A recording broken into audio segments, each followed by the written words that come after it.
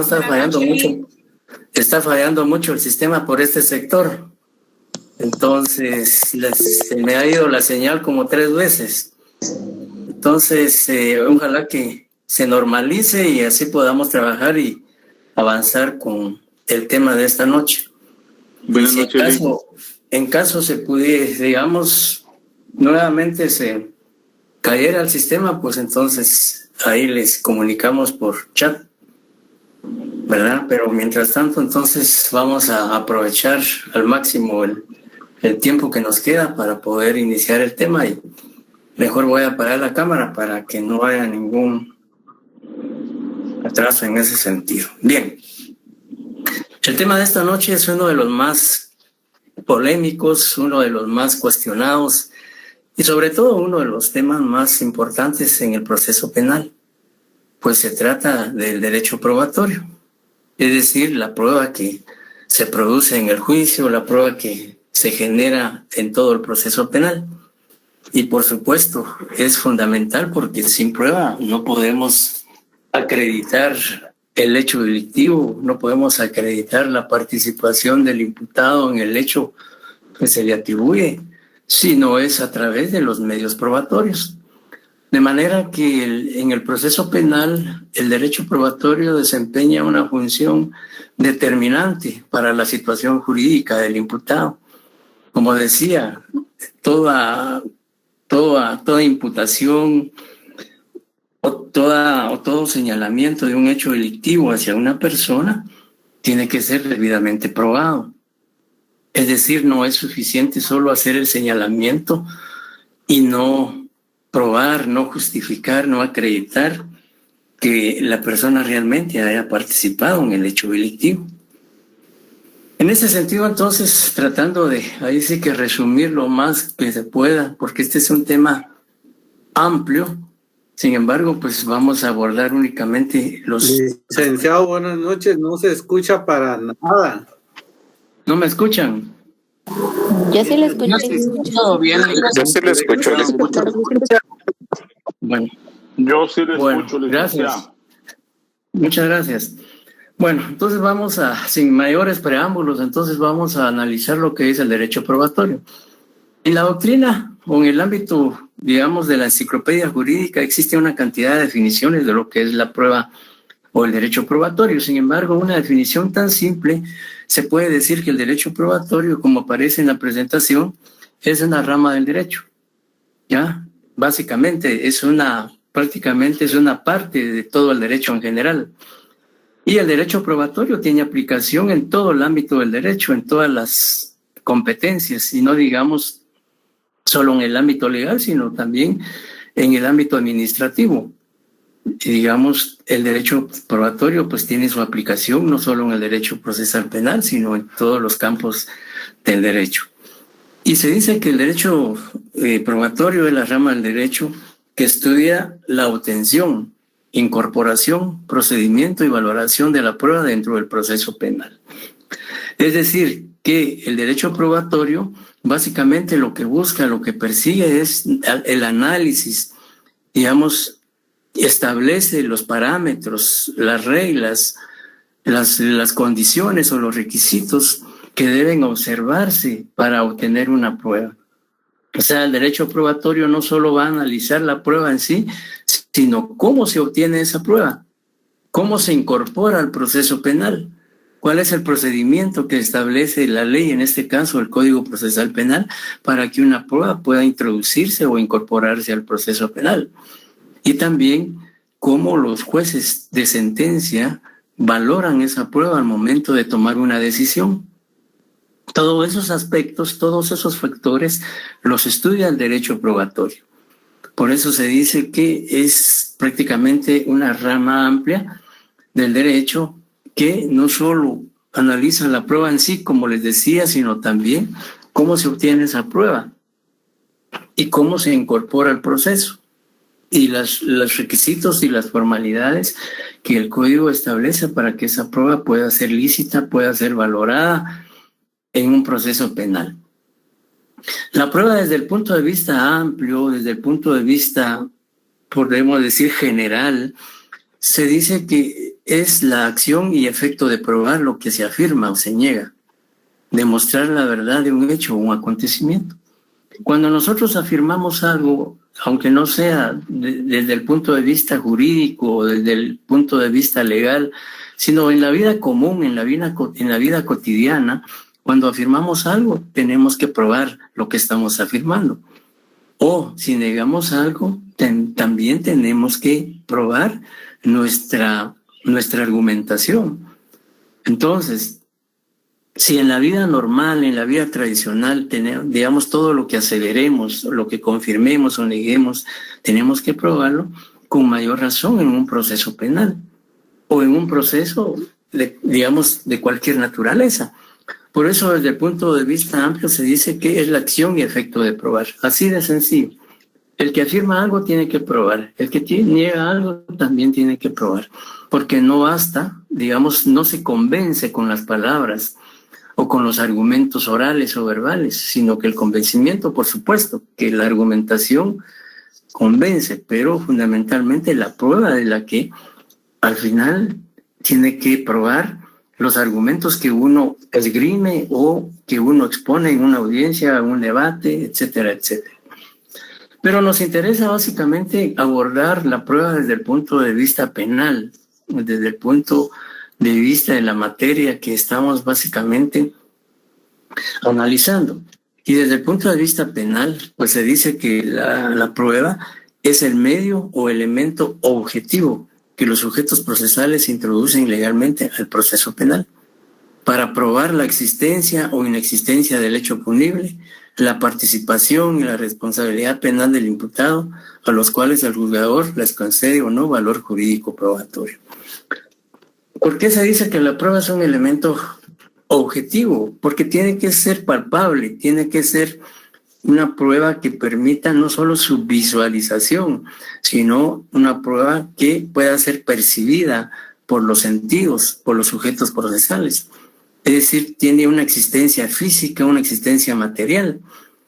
Por ejemplo, si pensamos en un peritaje X, pues ese peritaje lo vamos a establecer a través de un dictamen escrito de un perito.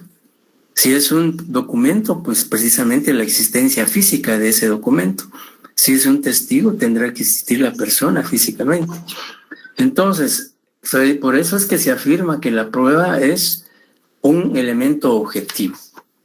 Y ese elemento objetivo, pues obviamente los sujetos que intervienen o que participan en un proceso, atendiendo a sus intereses, atendiendo a sus derechos, van a incorporar de conformidad con la ley al proceso penal las pruebas que estimen pertinentes. Las pruebas que ellos consideren van a acreditar lo que ellos van a afirmar o negar en ese proceso penal. ¿Y cuál es la finalidad de la prueba desde el punto de vista del proceso penal? Pues sencillamente, como la definición lo dice, establecer, determinar, probar la existencia del hecho punible, la existencia del delito, que efectivamente se cometió un delito porque hay una vulneración a un bien jurídico tutelado que establece, que regula, garantiza un tipo penal. Y, por supuesto, aparte de la existencia de ese hecho delictivo, tiene que existir un sujeto que haya vulnerado, que haya transgredido ese tipo penal. Es decir, en otros términos, que haya violado el Código Penal a través de una conducta punible. Y el imputado, en este caso, pues sería la persona a quien se le atribuye esa comisión o ese hecho delictivo. Entonces, definitivamente, la prueba, a través de la prueba, es que se va a establecer todos estos extremos. Y, por supuesto, al final, esa prueba tiene que ser valorada, hay que darle un valor jurídico. Y eso solo lo puede hacer el juez de sentencia o tribunal de sentencia. Luego de diligenciar la prueba, como vamos a ver más adelante, pues se le daba, el juez o tribunal de sentencia le da un valor jurídico a esa prueba y prácticamente establece lo que se pretende probar con ese medio, valga la redundancia, con ese medio de comprobación. Luego, también se habla de que la prueba tiene concretamente algunas características. Es decir, tiene peculiaridades que la distinguen de otros, digamos, de otras instituciones jurídicas que se desarrollan en el proceso penal. Y la primera característica de la prueba es que es objetiva. Ya dijimos que lo objetivo es algo que tiene una existencia física, palpable, que es susceptible de ser percibida por nuestros sentidos. Es decir, no solo verla, sino palparla, pues. Por eso se dice que la prueba es objetiva, dice, debe provenir del mundo exterior y debe ser incorporada al proceso penal por los sujetos procesales, quienes la controlan y la fiscalizan. ¿Por qué es objetiva? Ya decíamos que la prueba tiene que ser objetiva, tiene que evidenciarse, porque no puede existir una prueba que los sujetos procesales no puedan apreciar, y sobre todo el juez. Para poder valorar una prueba, tiene que ver la existencia física, concreta o material de ese medio probatorio. Por ejemplo, decíamos un documento. Para citar un ejemplo, hablemos de un delito de homicidio y se pretende probar que la causa de la muerte fue por arma de fuego. Pues para eso no basta que se diga, bueno, la víctima falleció por un proyectil de arma de fuego. ¿Cómo vamos a acreditar eso? Pues a través de un dictamen médico forense. Ese dictamen médico forense tiene que constar por escrito, el cual ha sido emitido por un especialista en la materia, un médico forense. Entonces el juez, para darle valor a ese dictamen médico forense, tiene que verlo, no, independientemente de que el perito en el debate lo ratifique, pero tiene que existir físicamente ese documento. Y podemos, lo mismo, con un peritaje balístico, por ejemplo. Si se dice que en efecto el arma utilizada para darle muerte a la persona fue de tal característica, que fue accionada, etcétera, etcétera, pues tendrá que existir ese dictamen balístico y el juez tendrá que apreciarlo. Y no solo el juez, sino las partes también. Y por supuesto, luego de esa existencia física, pues las partes introducen. Por ejemplo, lo que les decía, del dictamen médico forense o del peritaje balístico, aparte de su existencia material y física, el Ministerio Público lo incorpora al proceso para probar la causa de la muerte y para probar que el arma utilizada para darle muerte a la víctima estaba en perfecto funcionamiento, que fue, utilizada, el tipo, digamos, el calibre de los proyectiles, etcétera, etcétera. Y cuando se dice que las partes las controlan y las fiscalizan, porque, por supuesto, al momento de que el Ministerio Público presente estas pruebas, pues las mismas son fiscalizadas por el imputado, por el juez, por el defensor, y las mismas van a ser cuestionadas, refutadas en su momento. Por eso es que se dice que las partes la controlan y la fiscalizan. Ese control básicamente es en cuanto a que esa prueba sea introducida al proceso penal de conformidad con la ley, que no exista ninguna vulneración de garantía constitucional o procesal al momento de incorporar esa prueba al proceso. Ese es el control que realizan los sujetos procesales, con mayor razón el juez, que es el contralor de las garantías, digamos, del proceso penal. Y también se dice que la prueba tiene una característica de que es legal, y es legal sencillamente porque su obtención e incorporación al proceso penal debe hacerse de conformidad con la ley. Es decir, que una prueba, para que sea admitida dentro del proceso penal, tiene que haber sido obtenida legalmente. No puede ser admitido un medio de prueba en el proceso penal cuya obtención haya sido violando la Constitución, violando el Código Procesal Penal o penal, cualquier otra ley.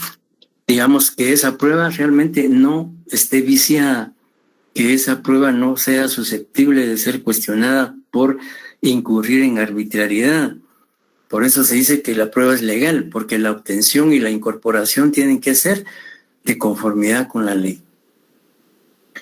La prueba también es útil, y se dice que es útil la prueba o es idónea Es útil porque es idónea para brindar conocimientos acerca de lo que se pretende probar. Es decir, que una prueba es útil porque de una u otra manera a través de esa prueba se va a poder acreditar lo que estamos afirmando o lo que estamos negando en el proceso penal. Tiene que ser idónea la prueba.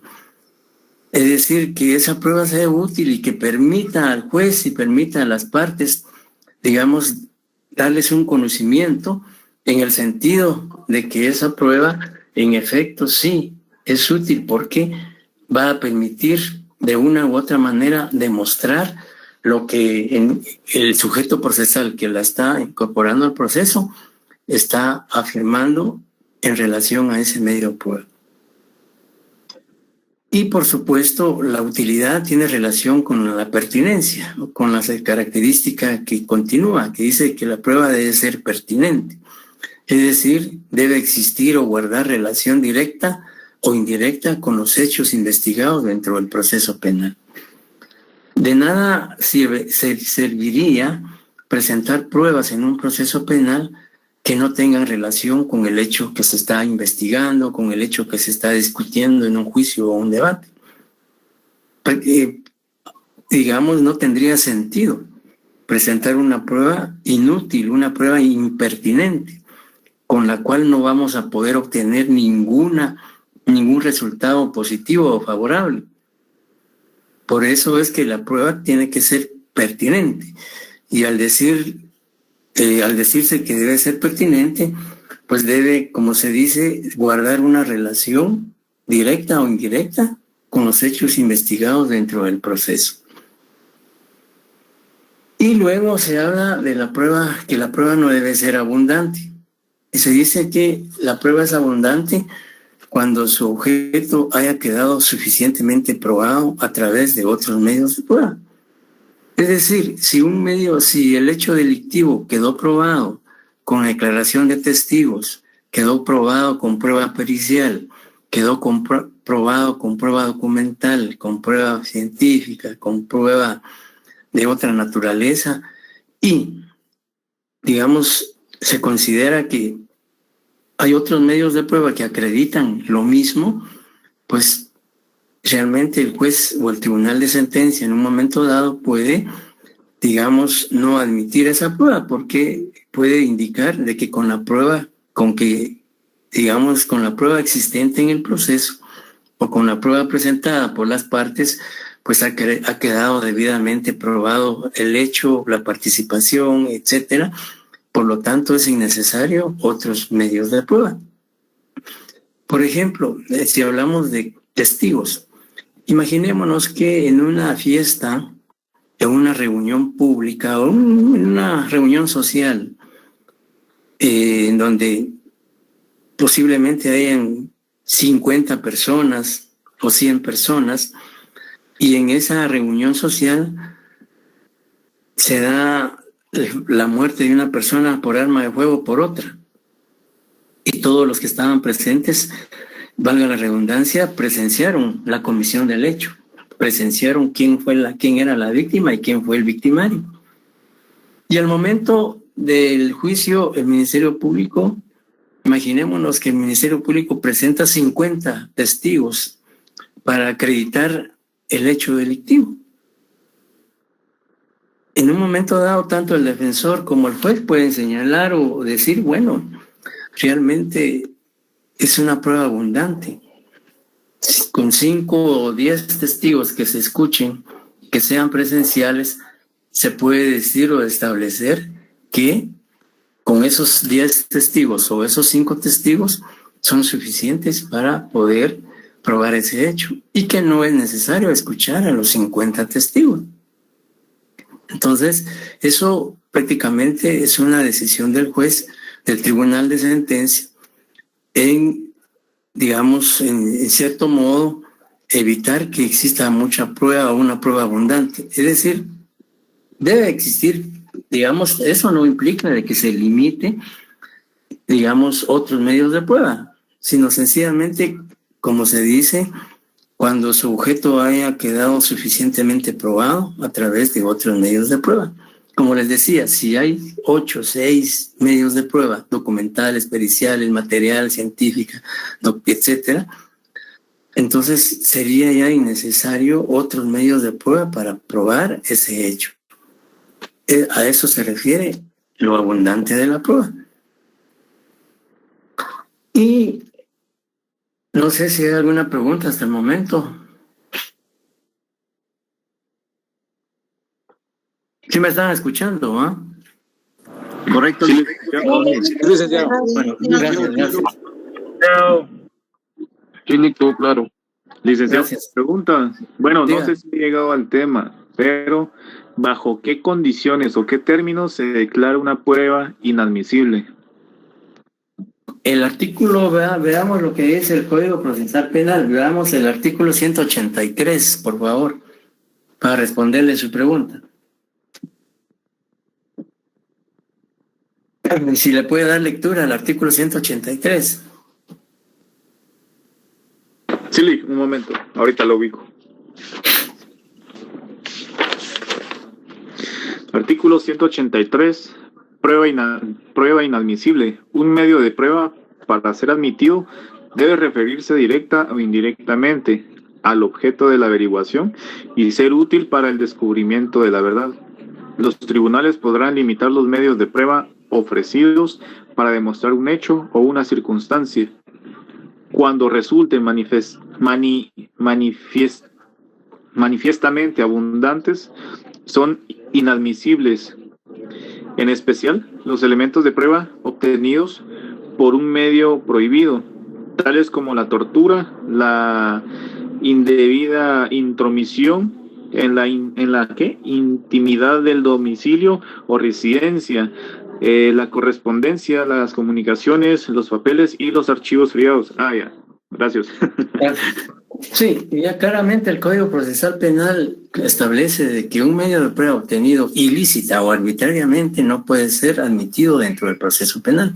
Y el Código Procesal Penal establece ahí los supuestos concretos y básicamente habla de que cuando un medio de prueba es obtenido por medio de tortura o la indebida intromisión en la intimación del domicilio, es decir, un allanamiento ilegal, o una interceptación de llamadas telefónicas sin autorización judicial, o bien la violación de los documentos sin autorización judicial, etcétera, etcétera. O sea, lo básico es que esa prueba no sea obtenida ilegalmente. Digamos, toda prueba ilegal no puede ser aceptada ni permitida en el proceso penal. Licenciado, un ejemplo, si yo estoy hablando con alguien y estoy grabando la comunicación, ¿es inadmisible porque no tengo autorización para grabarla? Sí, bueno, sí, eso es muy discutido porque en un momento dado, la persona a quien usted le grabó puede argumentar eso, de que, digamos, usted grabó esa conversación, digamos, no respetando la privacidad o la intimidad de esa conversación, etcétera, etcétera. Digamos, por eso es que en la práctica muchas veces cuando, digamos, uno va a conversar con alguien y que esa persona, digamos, actúe, como usted dice, le graba la conversación y que después quiera presentar ese medio, digamos, esa grabación como prueba, pues en un momento dado puede cuestionarla y decirle, miren, esa prueba es ilegal porque la grabó sin mi autorización. Pero es lógico, si usted, digamos, no le va a decir a su interlocutor que le va a grabar la conversación, por supuesto, ¿verdad?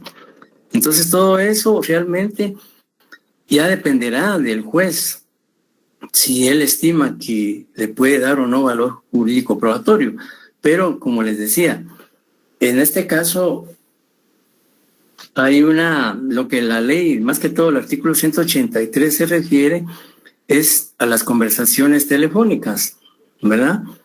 En donde, pues necesariamente, de acuerdo a la ley contra la delincuencia organizada, y especialmente en los artículos que se refieren a los métodos especiales de averiguación, claramente la ley establece que en las interceptaciones telefónicas debe existir una autorización judicial y la Constitución también así lo establece. Entonces, en cuanto al ejemplo que usted plantea, pues eso es muy cuestionado y en un momento dado el juez no puede aceptar esa, y sobre todo si se quiere presentar como prueba en un proceso, ¿verdad? Sí, mire, yo le decía porque hay un caso de una magistrada, no me recuerdo el nombre, que fue a presionar al juez Cruz para que ayudara a su hijo. Ajá. ¿Sabe de qué caso estoy hablando, verdad? Entonces, sí.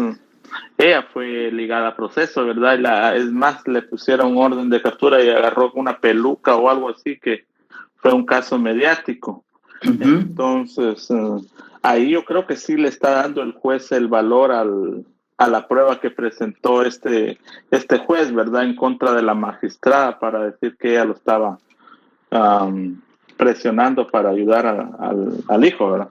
Uh-huh, uh-huh. Sí, como le decía, eso en un momento dado, el juez quien decide si le da o no valor, o si primero si admite esa prueba al proceso. Segundo, ya cuando tenga que dársele un valor en el momento procesal oportuno, pues ya el tribunal decide si le da valor, pues tiene que argumentar por qué, y si no, pues también. Entonces, aunque ahí no se puede hablar de que haya sido obtenida, si nos basamos en lo que dice el artículo 183, de esas, digamos, de los supuestos que habla el artículo 183, que habla más que todo de que se haga en forma ilegal, pues hasta qué punto, digamos, eso es ilegal, ¿verdad? Por supuesto que la persona a quien se le grabó va a argumentar que esa grabación se hizo contra su voluntad, por un lado. Y el que grabó, por supuesto, si a él le interesa grabar aspectos o, digamos, información importante de esa conversación, pues precisamente para eso lo va a grabar y no va a informarle a la persona con quien está conversando, mira, te voy a grabar, ¿verdad? Porque obviamente eso obviamente la otra persona ya no, primero no aceptaría, segundo, al ver que se le va a grabar, lo lógico y el sentido común nos dice que ya no hablaría, pues. Entonces, realmente esta es una forma que ha dado algunos problemas, digamos, en cuanto a su valoración y a su incorporación en el proceso penal. Bien, siguiendo con el tema, en la práctica forense se acostumbra o digamos con frecuencia se confunde lo que es órganos de prueba, medios de prueba y objeto de prueba. Si, digamos, no se hace una distinción en cada uno de ellos, sin embargo, digamos, como lo señalamos en la presentación, son situaciones distintas. Hablemos de los órganos de prueba. ¿Qué es un órgano de prueba? Pues el órgano de prueba es el sujeto procesal o persona que aporta o introduce un elemento de prueba al proceso penal. En un proceso penal, ¿quiénes serían los órganos de prueba?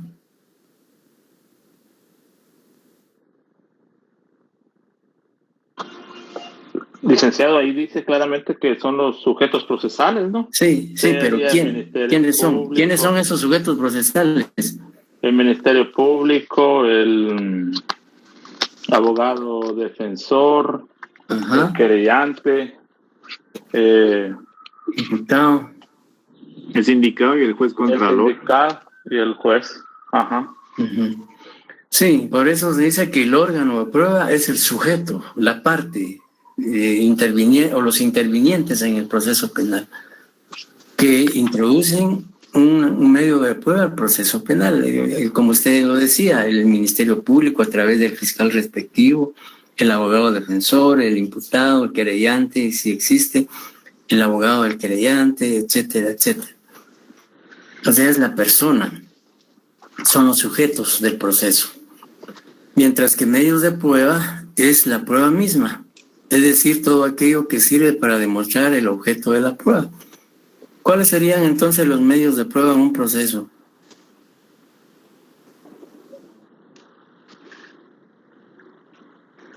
Los testigos, licenciado. Ajá, testigos, muy bien, ¿qué más? Peritajes. También puede ser Peritajes, testigos, peritajes, ¿qué más? si hay alguna grabación en video, en este caso ya también Ajá. se puede tomar como evidencia. Ajá. Sí, testigos, documentos, peritajes, prueba Y material. prueba material también. ¿Perdón? Sí, prueba material. Iba a decir. Ajá, prueba material. Ajá. Exacto. Y el objeto de prueba dice que es lo que se puede probar, lo que está sujeto a probarse, el hecho delictivo, la participación, responsabilidad penal, las circunstancias en que se cometieron los hechos, etcétera, etcétera. O sea, la finalidad de la prueba. Si yo presento un testigo, digamos, ¿cuál es el objeto de ese testigo? Pues que con su testimonio narre los hechos que le constan de ese hecho delictivo. ¿Quedó claro esto? Por lo menos a mí sí, Sí, licenciado. Bueno, gracias. Bien, entonces sigamos con los sistemas de valoración de la prueba. Históricamente han existido varios sistemas para valorar la prueba en el proceso penal. Los más conocidos o los que en un momento, digamos, tuvieron una preponderancia o tuvieron una gran influencia en el proceso penal a lo largo del devenir histórico del proceso penal, hay varios. Sin embargo, concretamente los sistemas que más tuvieron auge o importancia en su momento son los que señalamos en la presentación. El primer sistema es prueba legal o tasada. ¿Y en qué consistía este sistema? En la época en que predominó este sistema, básicamente, digamos, este sistema era un sistema que limitaba la libre decisión, la libre valoración del juez o del tribunal respecto a la prueba. Y se dice que en este sistema prácticamente el sistema o la ley le indicaba al juez la forma y condiciones en que debía valorar la prueba, ¿verdad? No se respetaba el criterio y la decisión del juez, sino la ley le decía, bueno, en cuanto a la declaración del testigo, usted tiene que valorarla de esta manera. Es decir, el juez no tenía la libertad de decidir, sino tenía que circunscribirse a lo que la ley establecía. Si la ley le decía al juez, este documento lo tiene que valorar de determinada manera, el juez no tenía otra alternativa más que cumplir con lo que la ley establecía. Obviamente, este sistema actualmente ya no tiene, podríamos decir, me atrevería a decir que en ninguna legislación del mundo esta prueba o este sistema tiene vigencia aún. No que es un sistema desfasado, un sistema que ya no tiene vigencia o aplicación en el proceso penal. Sin embargo, para conocimiento y por historia, pues es bueno conocer la evolución que ha tenido la valoración de la prueba a lo largo de la existencia del proceso penal. El otro sistema era íntima convicción o prueba en conciencia. Y este sistema, básicamente, el juez o el jurado en aquellos países donde existe jurado, valora la prueba de acuerdo a la intimidad de su conciencia. Asimismo, no se exige al juez los fundamentos de su juicio o decisión. La ley no establece regla alguna para la apreciación o valoración de la prueba. Por eso se llama prueba en conciencia o en íntima convicción, porque este sistema es, digamos, a diferencia del anterior, este sistema sí ya le da la facultad al juez de analizar, de hacer un estudio de esa prueba. Pero, digamos, el juez también en este sistema no estaba obligado a fundamentar las razones o motivos del por qué le daba valor o no le daba valor a un medio probatorio, sino que él, de acuerdo a su conciencia y de acuerdo a su convencimiento, él valoraba esa prueba. ¿Ya? Por eso se llama íntima convicción, porque ahí prácticamente esa valoración se hace atendiendo a lo que de esa prueba convenció al juez. ¿Ya? Y además, el juez no tenía por qué explicar las razones o motivos por las cuales valoraba la prueba como él estimaba conveniente. Y tampoco la ley establecía, digamos, las reglas o requisitos para que el juez pudiera valorar esa prueba. Este sistema, pues, posiblemente en algunas legislaciones que quizá no han tenido un desarrollo en el proceso penal y que aún mantienen un sistema, podríamos decir, inquisitivo, que estén utilizando, pero también creo que serán pocas o casi ya ninguna legislación que pueda aplicar este sistema. Luego, el sistema de sana crítica razonada o libre convicción.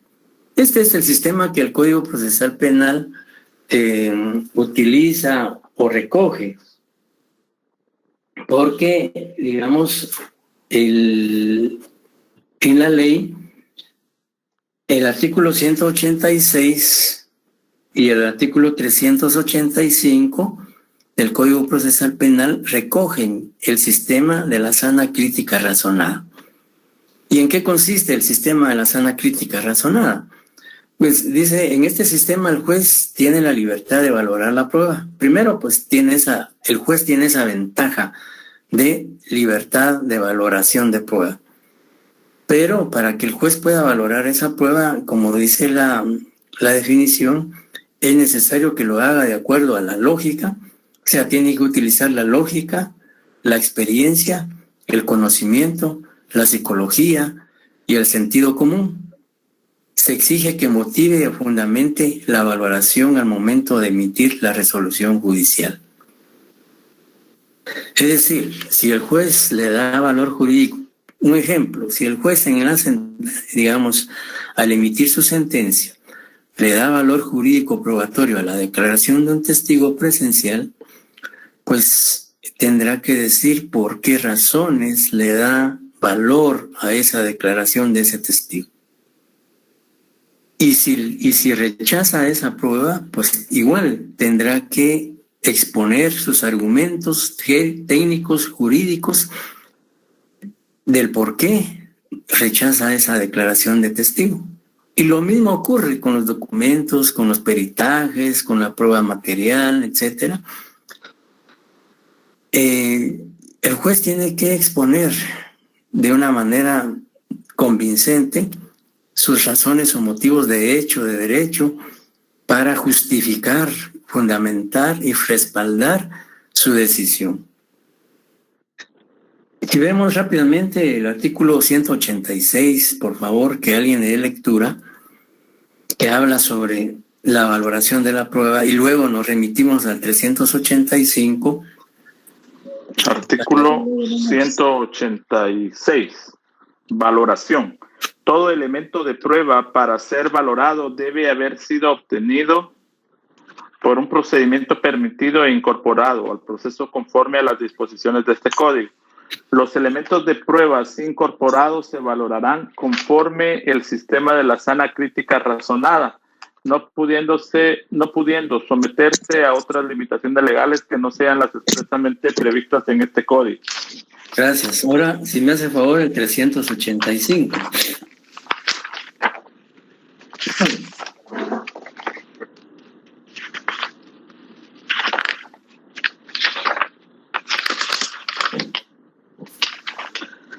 Artículo 385, sana crítica. Para la deliberación y votación, el tribunal apreciará la prueba según las reglas de la sana crítica razonada y resolverá por mayoría de votos. La decisión versará sobre la absolución o la condena, si se hubiera ejercido la acción civil, declarará procedente o sin lugar la demanda en la forma que corresponda. Adicionado por el artículo 12 del decreto número 51/2002 del Congreso de la República, los juzgados de paz de sentencia observarán en lo que fuere aplicable lo dispuesto en el párrafo anterior. Sí, gracias. Entonces el Código Procesal Penal adopta el sistema de sana crítica razonada y como la ley lo dice y lo dice también la definición, el juez para poder valorar un medio de prueba en este sistema tiene que valerse de su lógica, es decir, la lógica jurídica, sus conocimientos en relación a ese tema. También tiene que valerse de su experiencia, el conocimiento que tiene del hecho, la psicología y el sentido común. Todos esos aspectos el juez los tiene que, digamos, utilizar en la sentencia al momento de valorar la prueba. Entonces, este sistema, pues obviamente es el que la mayoría de países, incluyendo Guatemala, se rigen por este sistema al momento de valorar las pruebas en un juicio oral y público. ¿Quedó claro, compañeros? Sí, gracias. Bien. Luego hablemos de la libertad de prueba, la libertad probatoria. En el artículo 182 y 185 del Código Procesal Penal claramente habla de la libertad de prueba. Y la libertad de prueba significa que las partes o los sujetos del proceso penal pueden incorporar o pueden introducir al proceso penal cualquier medio de prueba obtenido legalmente. Por eso se habla de libertad de prueba. No hay más limitación que la ley. Siempre y cuando ese medio de prueba haya sido obtenido legalmente, puede ser incorporado al proceso. Veamos el artículo 182 y 185. ¿Lo leo, licenciado? Por favor. Libertad de prueba. Se podrá probar todos los hechos y circunstancias de interés para la correcta solución del caso por cualquier medio de prueba permitido. Regirán en especial las limitaciones de la ley relativas al estado civil de las personas. Gracias. Sí, como la misma norma lo establece, cualquier medio de prueba dice la ley.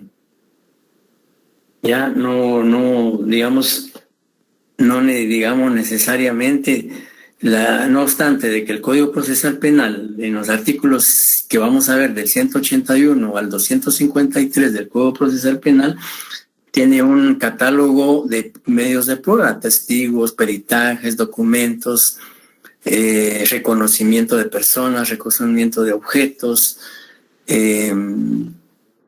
peritajes especiales, etcétera, etcétera. No obstante que la ley hace una clasificación de todos los medios de prueba, independientemente de estos que establece la ley, puede incorporarse al proceso otros, siempre y cuando su incorporación sea de conformidad con la ley. Por eso es que el código no pone una limitación a los sujetos procesales para que puedan presentar la prueba que ellos estimen pertinentes. La única condición que exige la ley es que sean obtenidos e incorporados de acuerdo a la ley. Veamos ahora el 185.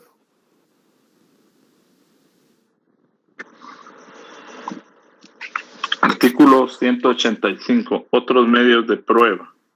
Además de los medios de prueba previstos en este capítulo, se podrán utilizar otros distintos, siempre que no supriman las garantías y facultades de las personas reglamentadas en este código o afecten el sistema institucional. La forma de su incorporación al procedimiento se adecuará al medio de prueba más análogo de los previstos en lo posible.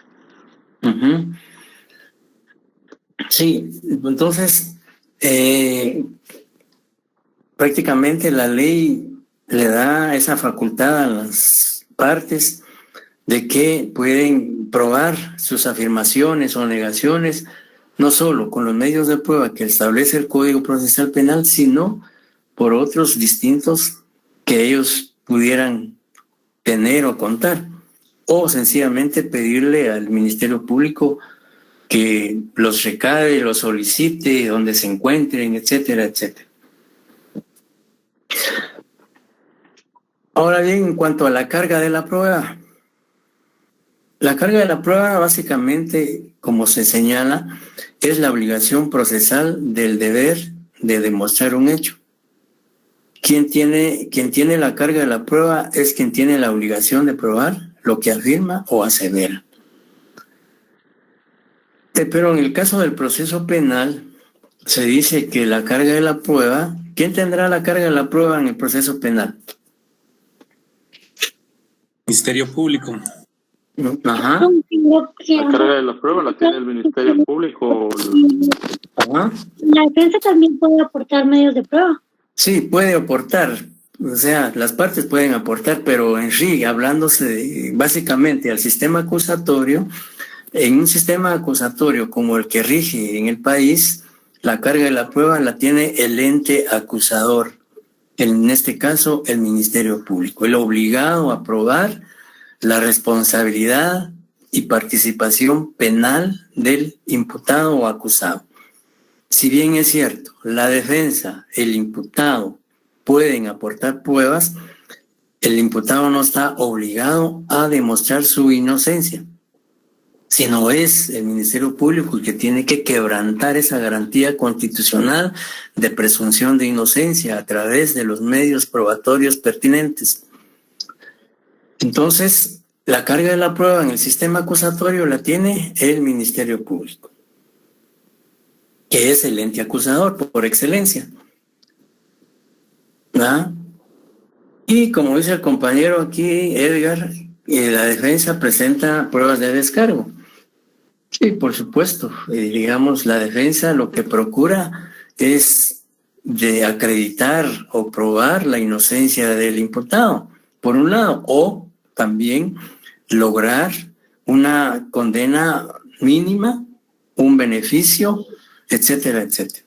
Porque la defensa no siempre debe buscar la inocencia del imputado, porque hay circunstancias en las cuales con la prueba que se tiene, pues es obvio o es evidente la participación y responsabilidad penal del acusado. Entonces no siempre se puede alegar inocencia, sino que se puede alegar dependiendo de las pruebas que existan y de las pruebas que se hayan desarrollado en un juicio oral y público, pues alegar alguna causa atenuante, alguna causa de justificación, alguna causa de eximente de responsabilidad penal, etcétera, etcétera. Bien, en cuanto a la prueba ilícita, pues la prueba ilícita, como su nombre lo señala o lo indica, se dice que es aquella que se obtiene por medios ilícitos o arbitrarios, violando las garantías constitucionales y procesales. Se excluye o no se admiten. Veamos, bueno, el artículo 183 ya le dio lectura a un compañero hace un momento, y ahí claramente se dice, la ley establece claramente los supuestos por los cuales un juez o tribunal no debe admitir una prueba obtenida de esa manera, que sea obtenido a través de una tortura, a través de un registro domiciliario fuera del horario establecido en la Constitución y en el Código Procesal Penal, o que se haya violentado la correspondencia del imputado, o las conversaciones telefónicas sin autorización judicial. Es decir, que la prueba que se esté presentando, sea cual fuere, si está viciada por inobservancia de la ley, pues naturalmente esa prueba no tiene valor y es ilícita. ¿Alguna duda? ¿Pregunta hasta el momento? Sí, licenciado, una pregunta. El chantaje y ¿qué le digo yo? El soborno, eso es inadmisible también para... Bueno, eso también podría considerarse... No, ¿cómo es? Si una prueba se obtiene mediante chantaje o un soborno, eso es considerado inadmisible, aunque no se sepa.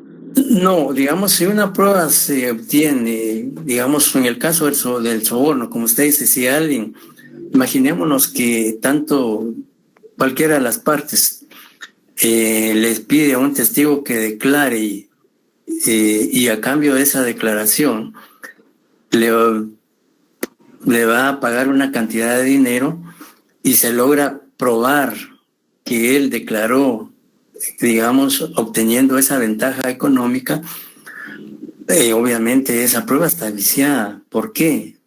Primero, porque lo hizo, digamos, a cambio de una prestación económica.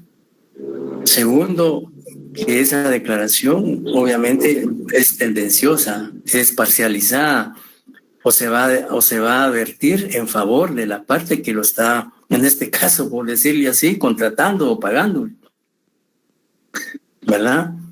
Entonces, obviamente esa prueba no tendría ningún valor. Si se llegara a aprobar, pues por supuesto, porque no, para afirmar que esa declaración se dio porque el testigo recibió a cambio una cantidad de dinero, tiene que probarse, tiene que demostrarse, pero si no se demuestra y esa declaración es útil para la investigación, pues en un momento dado el tribunal le puede dar valor, si no se prueba que ha sido obtenida ilícitamente. No basta decir que una prueba es obtenida o se obtuvo ilícitamente, hay que probarlo.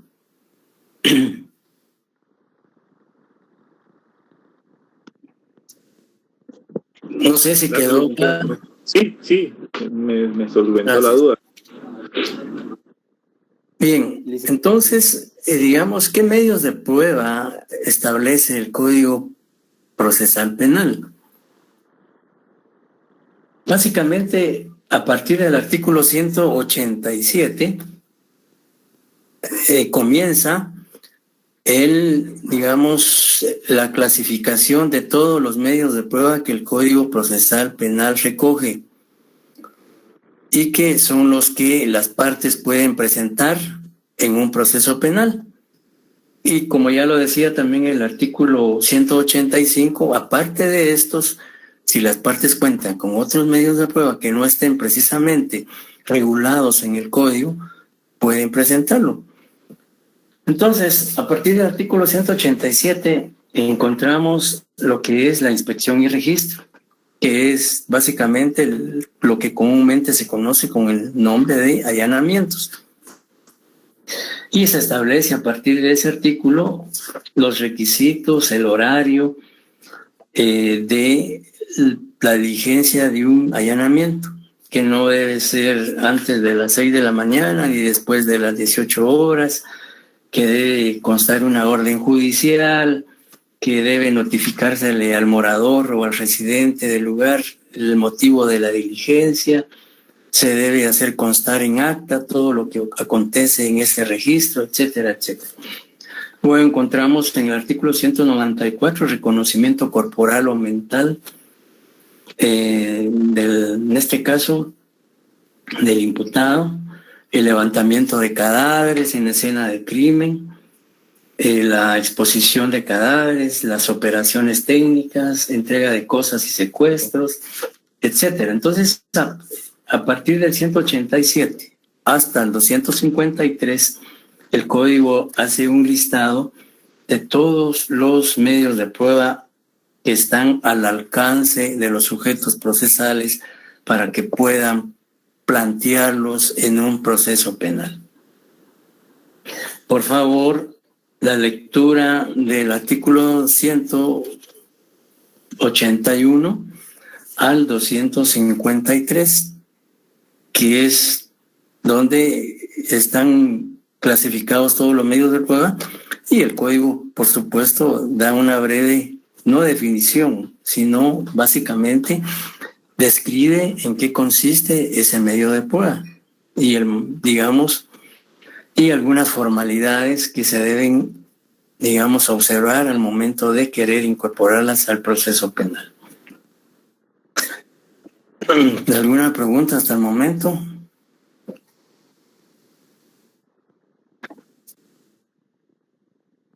Licenciado, Sí, ya.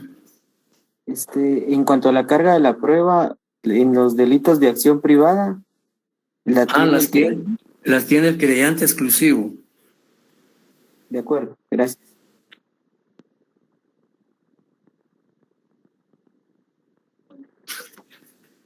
Pues entonces, compañeros, si no hay ninguna otra duda, con esto damos agotado el tema de la prueba. Y por favor, sí, les recomiendo que lean los artículos que se señalan en la presentación en la última parte, porque ahí están indicados todos los medios de prueba. Y realmente ponernos a discutir o a plantear cada uno de ellos sería ocioso, porque claramente el Código Procesal Penal señala en qué consiste cada uno de ellos. Y para que las partes puedan, digamos, no solo presentarlos e introducirlos al proceso, sino lo que se pretende probar con cada uno de ellos. Entonces, la otra semana o posiblemente fin de semana, pues estaremos mandándole esta presentación y la anterior. Estamos así de 2 en 2, las estamos remitiendo.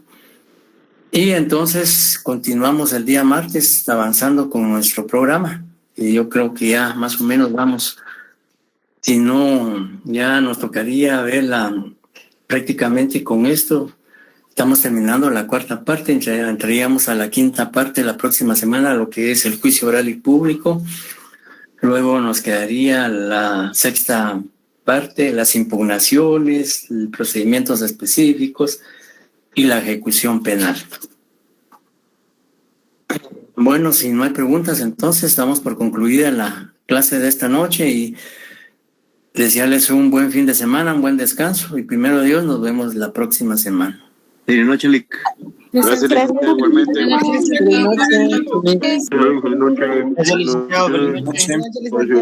Hoy sí me escucharon. Sí, licenciado, claro. Nítido. Bueno, les deseo una feliz noche, que descansen. Igualmente, licenciado. Buenas noches. Feliz noche, licenciado. Buenas noches.